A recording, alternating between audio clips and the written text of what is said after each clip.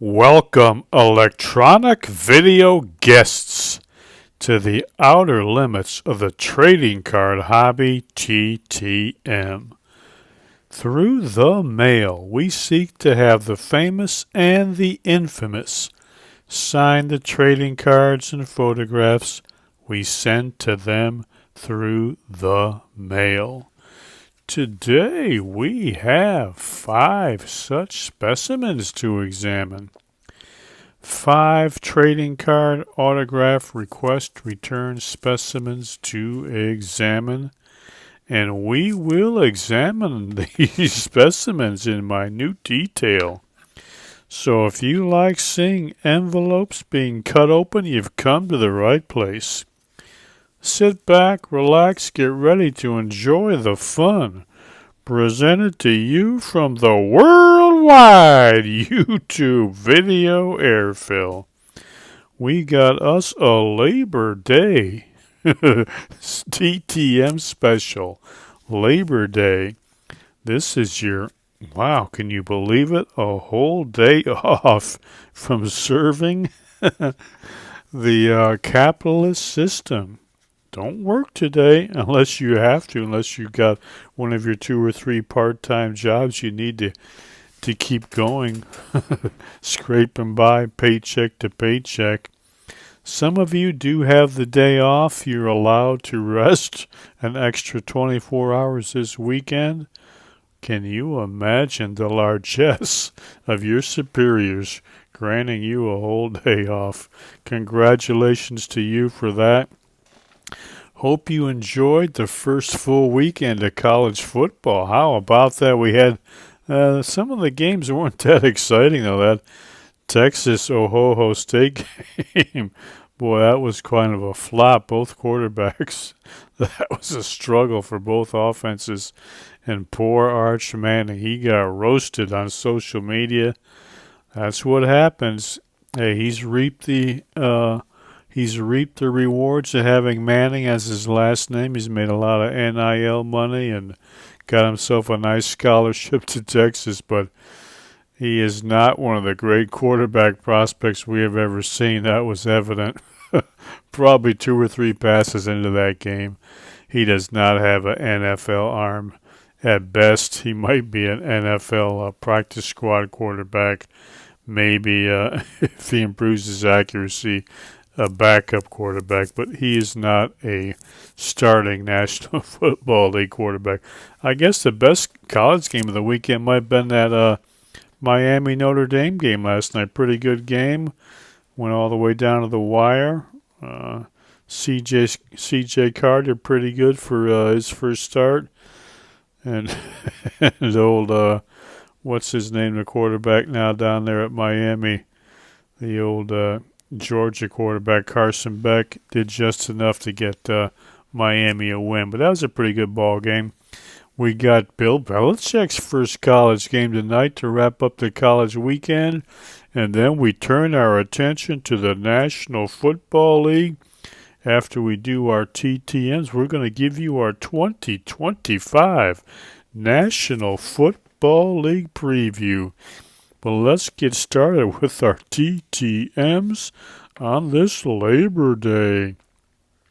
Coming to us, number 1 from North Texas, Texas. Let's see what we got from North Texas, Texas. Labor Day, Monday, TTM. What's our first one? Looks like we got our note back. Looks like there is a card in there. How about that, Steve Busby? Beautiful 1974 Topps rookie card. That's a nice signature, isn't it? Steve Busby. Look at that old Topps card. 1974. What's that say there? On the back of that card? What does that say? Oh, Steve is a construction foreman in the off-season. Can you see that little cartoon down there? Steve is a construction foreman in the off-season. Can you imagine some of today's players actually taking a job a construction job, no less. Can you imagine somebody like Jacob deGrom having to pick up a hammer? Jacob deGrom, he would be crying out in pain if he had to pick up a hammer. But Steve Busby, 76 years old. He was a pretty good pitcher for the Royals till he had an arm injury himself. Ended his career at age 26. Tossed a no-hitter for the Royals against our Detroit Tigers. And he won 22 games in 1974, won 18 games in 1975. Career record, 70 wins, 54 losses, 3.72 ERA. Despite being out of baseball at age 26, he had 7 career shutouts. That's 5 more than our legendary Hall of Famer deGrom. 53 complete games. How many more is that than deGrom has? 49 more complete games. We asked AI to calculate how long would Jacob deGrom have to pitch until he could catch up to Steve Busby on the complete game list. Well, in the AI said deGrom will have to pitch until he's 413 years old. So he's got a ways to go to catch Steve Busby. But look at that beautiful autographed rookie card. Steve, that is a nice signature. Well, I forgot what I asked old Busby. Let's see if he answered any questions on the note. What did we ask him? What was your favorite baseball memory? Talking about that no-hitter. No, he says his favorite was winning our first division title in 1976. That was his favorite memory, even more than that no-hitter. Who was the toughest hitter he ever faced? Rod Carew. Well, that is a couple of good answers. Thank you, Mr. Busby. Appreciate that. How about that? Good way to start Labor Day. Next one up, coming to us from Oakland, California. Oakland, California?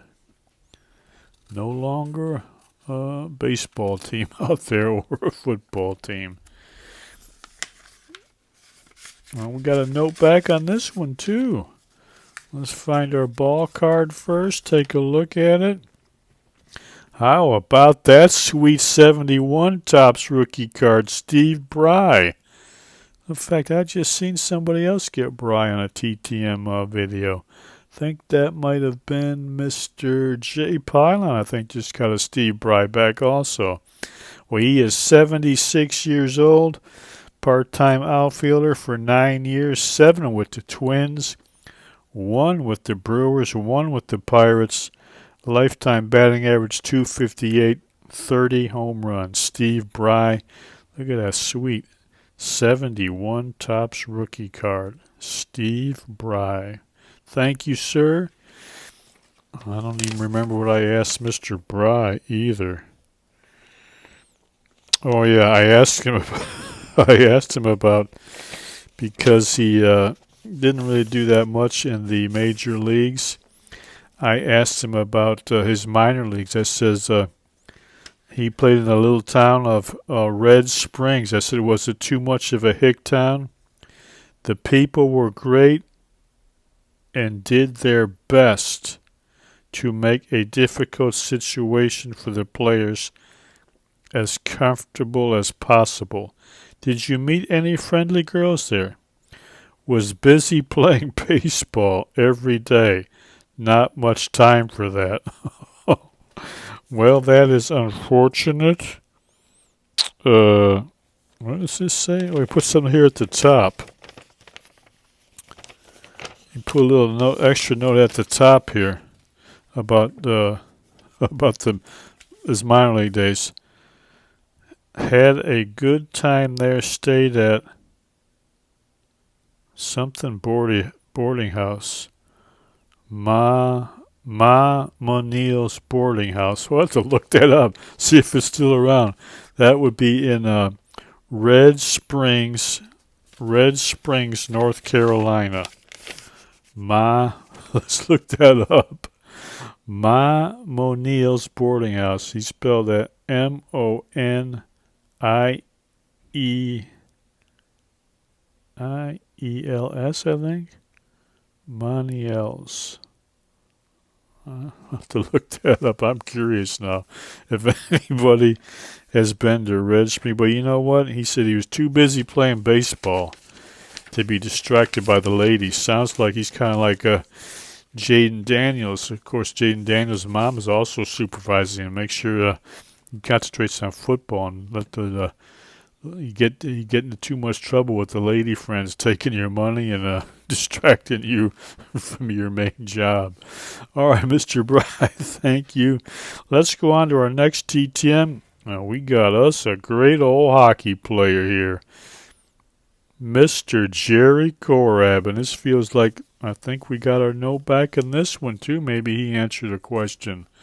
Jerry Korab, tough guy. He was a tough guy. Let me tell you something.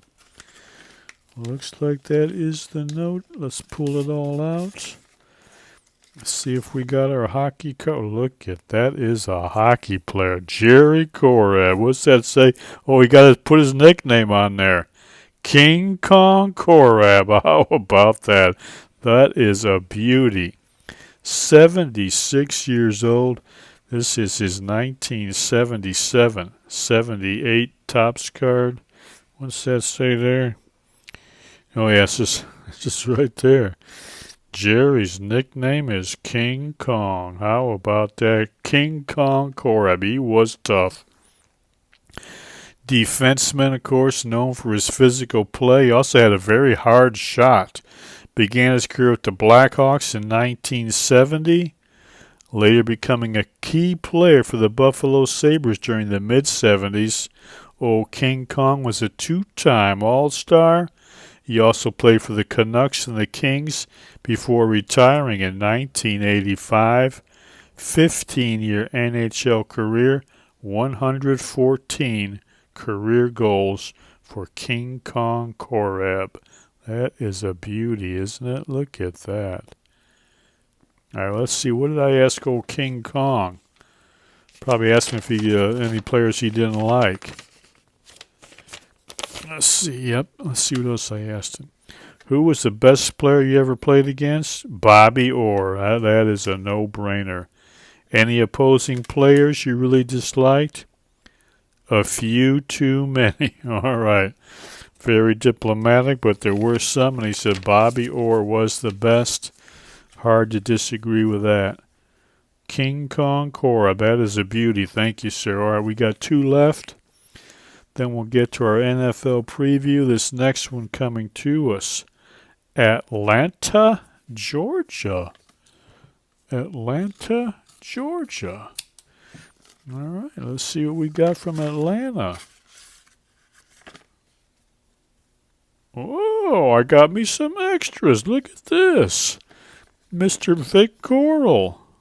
Vic Correll. How about that? I sent him this 1975 Topps. Take a look at that. That's the one I sent him. Beautifully signed. He sent me a couple extras. Look at these. One when he was with the Reds also. He sent me a couple of Topps extra cards. Thank you, Mr. Correll, for that generosity. Sent one, get three. How do you like that?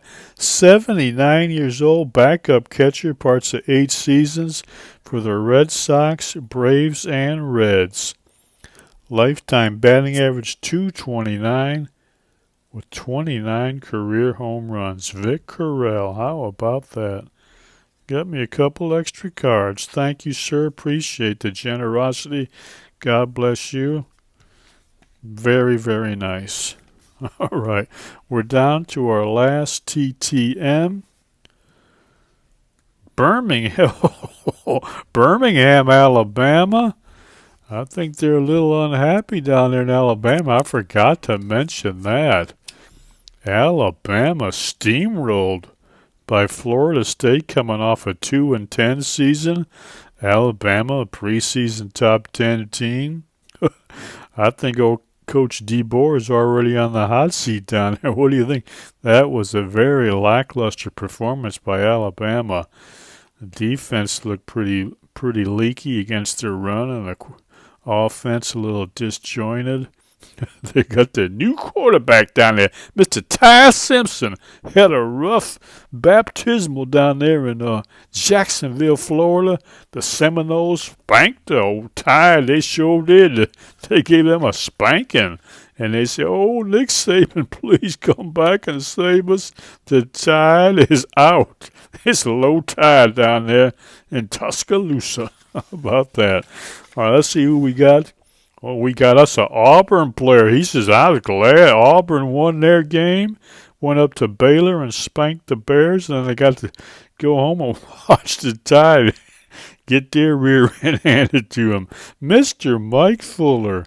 Look at these sweet, beautiful Topps rookie cards.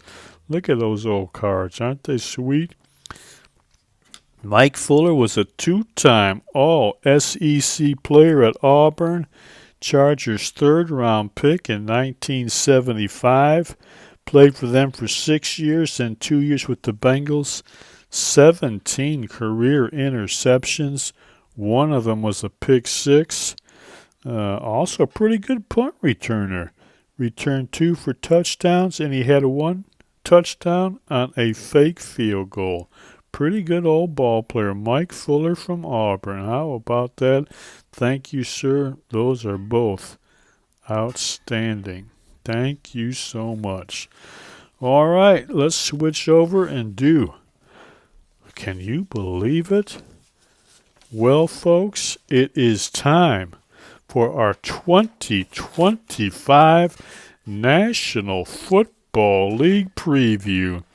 We are very, very happy to have the NFL back in action starting this week. The National Football League, America's #1 entertainment franchise.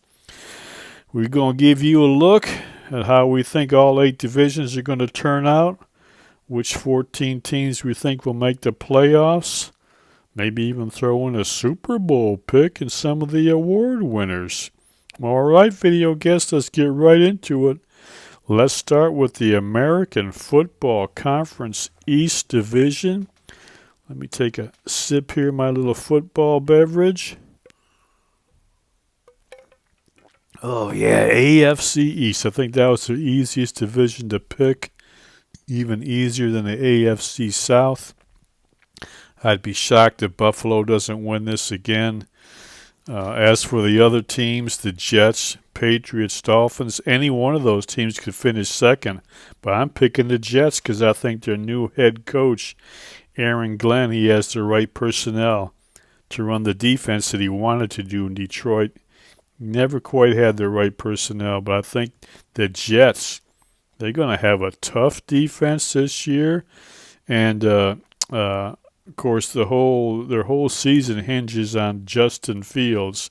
Is he going to pass enough to allow them to score just enough points to sneak in the playoffs? Because they're going to have a strong running game. You got Justin Fields in the backfield with Braylon Allen and what's the other guy who got injured from Iowa State? What's that guy's name, that running back? But they should be able to run the ball very, very well.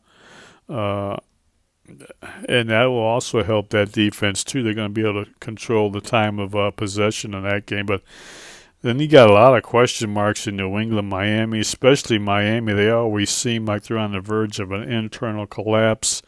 Coach Mike McDaniel, this could be the year it all fall apart. I'm not sold yet on Drake May in New England. They got a big upgraded coach with Mike Vrabel.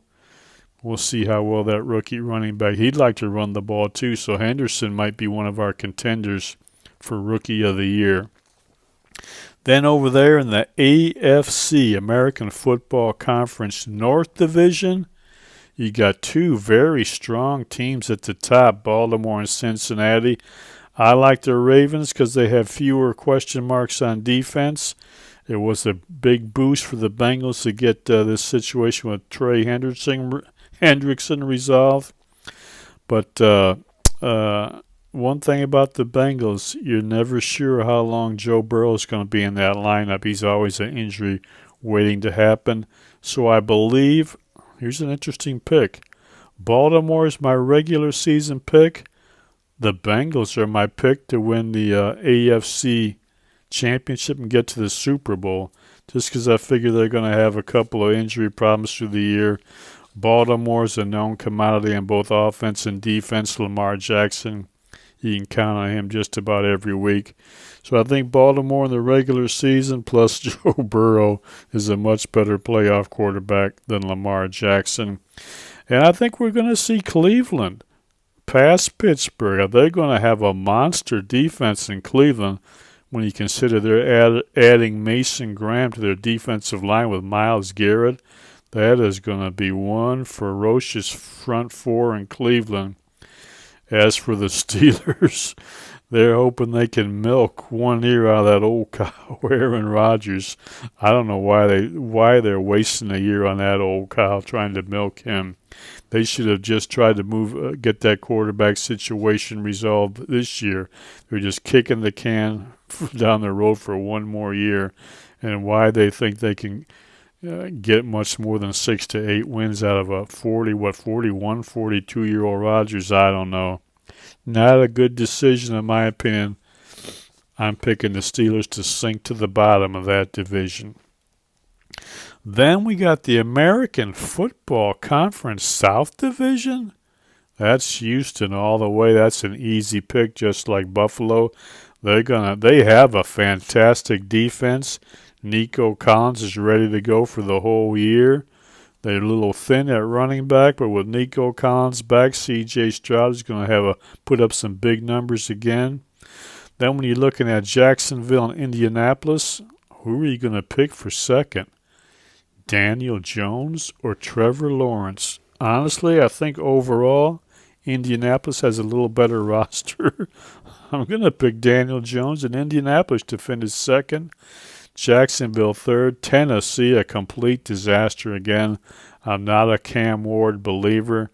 I don't expect much better look on the field from Tennessee this year than last year.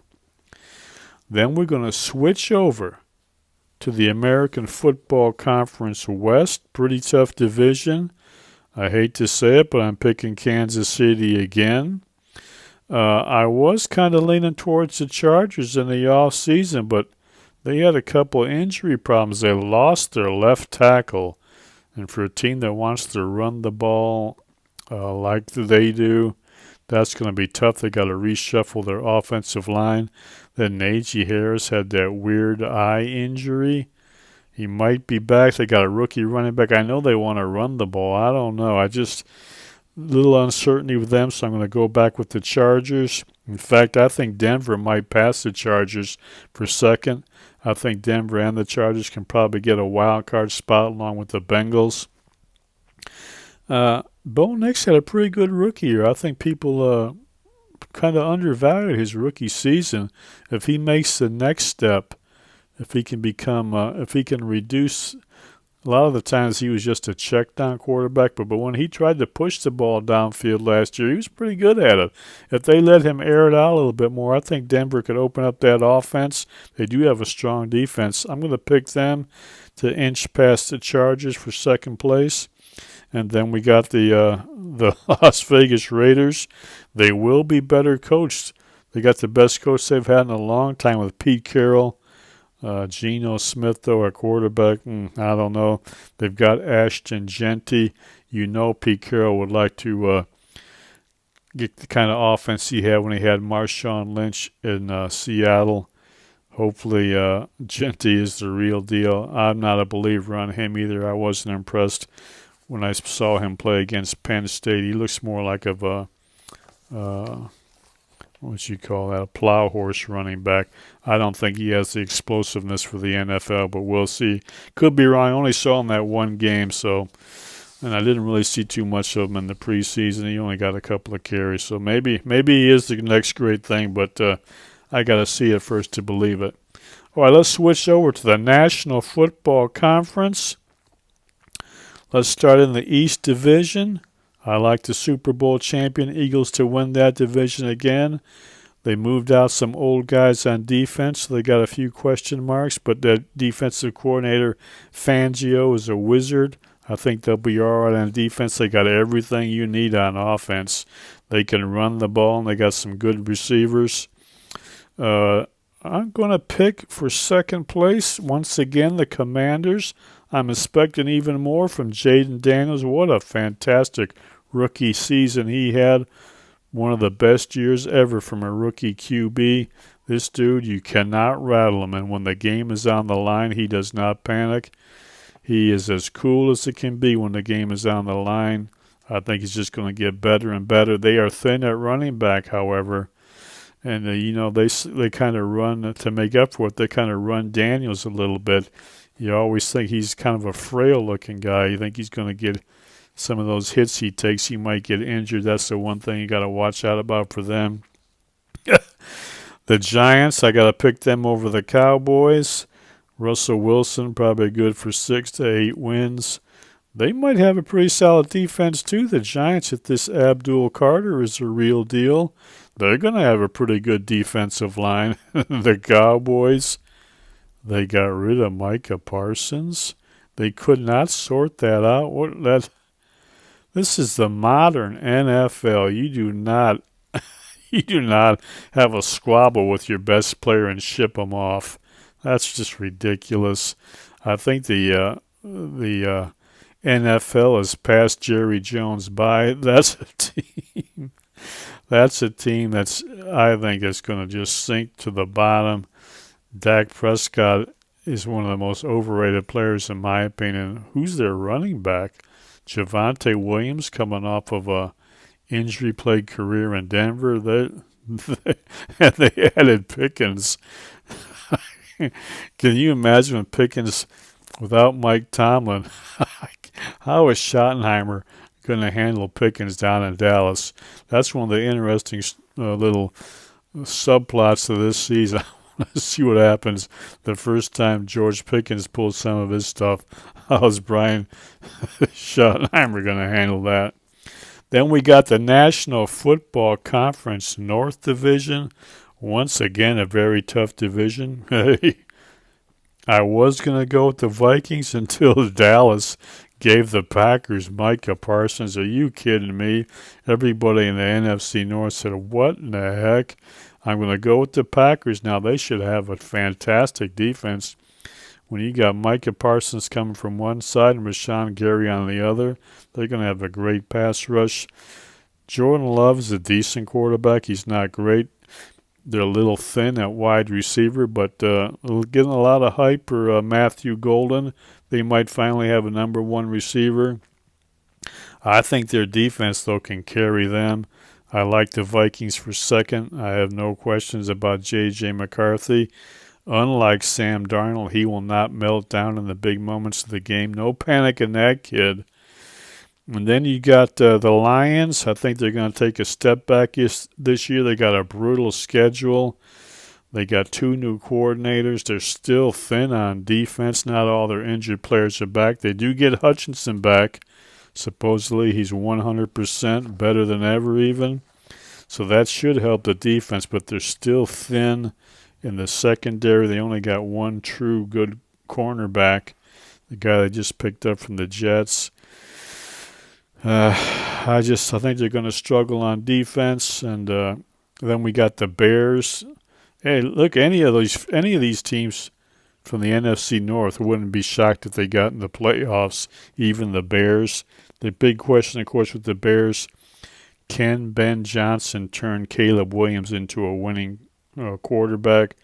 Already a few little rumors or rumblings, or whatever you want to call it, coming out of there that that Caleb Williams might not be a good fit for Ben Johnson's offense.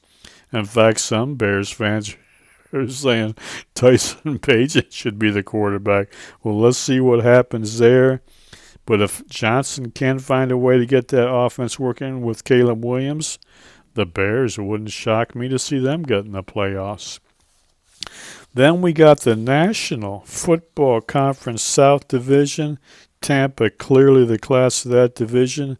Baker Mayfield's done a great job down there. They got good running backs, good receivers, solid head coach. He sometimes makes some weird decisions in game, but he's got his team always ready to go.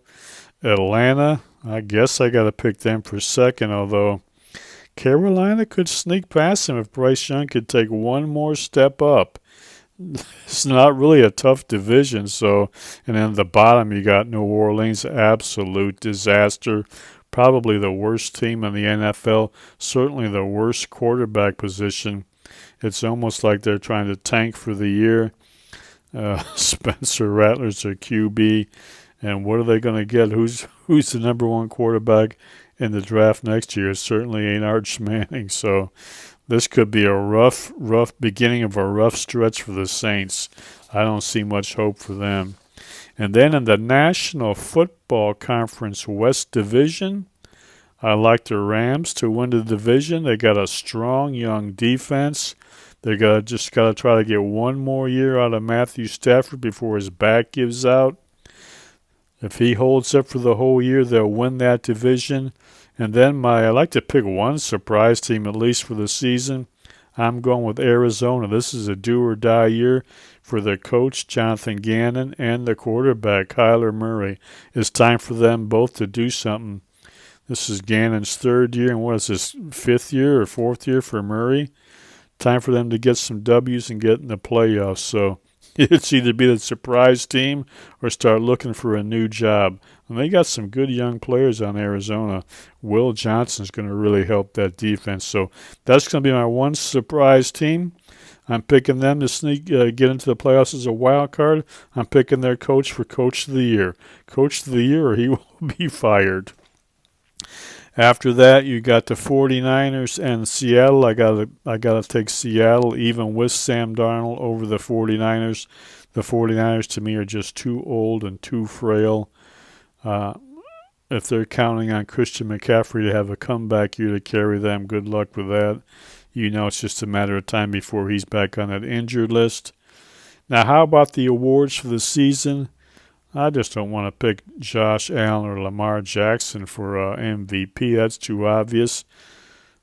I'm going with Jaden Daniels. I think he is the real deal. My sleeper pick, this is going to shock a lot of people. Sleeper MVP pick is J.J. McCarthy. He is going to shock the world with how great he does in Minnesota. Once they get Jordan Addison back in that lineup, they're going to have a passing attack. They're going to hit the deep ball a lot more than they did with Sam Darnold. JJ's not afraid to cut it loose and throw that ball down the field. Rookie of the year, well, we got a lot of people hyping Ashton Jenney. Trayvon Henderson in New England's going to get a lot of carries. Maybe the guy with the Chargers, if an A.G. Harris, so one of those running backs. But you know what? My Rookie of the Year pick, I'm going to go with Matthew Golden in Green Bay. He's got to be the number one receiving target. He's going to get a lot of targets.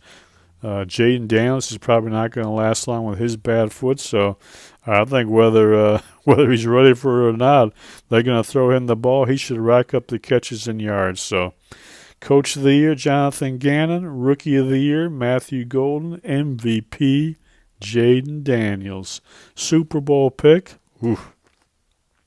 I'm picking the Bengals as a wild card to come out of the AFC. And I'll tell you what, I hate to just say the Eagles again, but all around, offense and defense, I gotta like the Eagles to go back to the Super Bowl. But I think this is the year Joe Burrow and Jamar Chase win that Super Bowl. So I'm going to pick the Bengals over the Eagles for that Super Bowl. That's my 2025 NFL preview. Let me know what you think. Who do you think is going to win the Super Bowl? Put your comments down there. If you got any surprise sleeper team picks, any awards picks you want to put them in the comments field. And well, that's going to do it. Let's just get ready for some We'll watch North Carolina tonight. Bill Belichick, his first game as a college coach against TCU. Maybe there might be some some interesting sideline shots or the in the stand shots from a certain young lady down in North Carolina. So we got that tonight. NFL season Thursday. Oh, football is back. Hallelujah. We are so blessed to have football back. That's it for me. We'll be back in a couple days with some more. Remember to get over to Amazon if you need something to read on the couple of days where there's no football. Type in that author's name, Henry L. Rassico, that book title. That book will come up. That'll help you kill the time on the Tuesdays and Wednesdays when there's no football. All right, like I said, we'll be back in a couple days with some more, God willing. And remember, enjoy the rest of your life.